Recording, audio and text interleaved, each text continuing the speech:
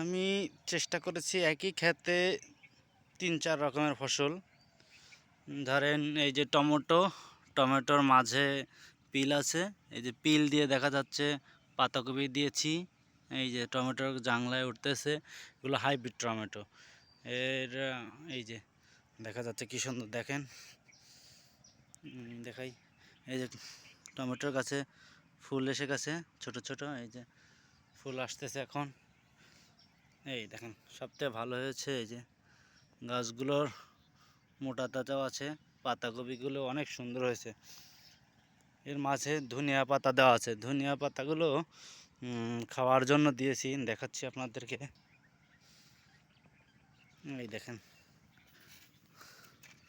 এই যে সজনা অথবা ধনিয়া পাতা বলে যেগুলো, এই যে ধনিয়া পাতা মাছ দিয়ে দেওয়া আছে।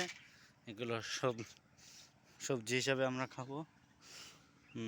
দেখতে পাচ্ছেন আমি এই টমেটোর মাঝে আবার টমেটোর পাতাকপির মাঝে ধনিয়া পাতার সঙ্গে দিয়েছি মরিচ।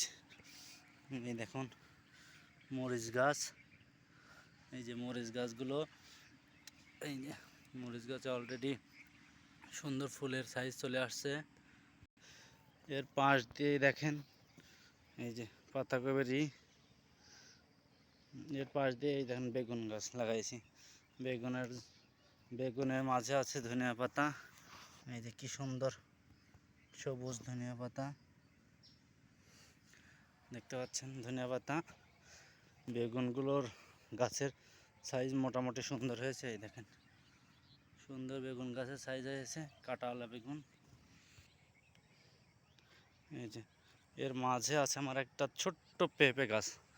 এই দেখেন গাছটা সর্বোচ্চ মাটি থেকে 1.5 হাত আনুমানিক, এই দেখেন 1 হাত উপরে পেঁপে ধরেছে।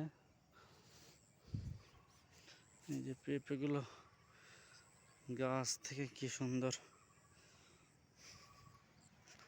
দেখাচ্ছি। মোটামুটি এই যে এক চোখে দেখেন টমেটো, বেগুন, কাঁচামরিচ, সাথে আছে ধনিয়া পাতা।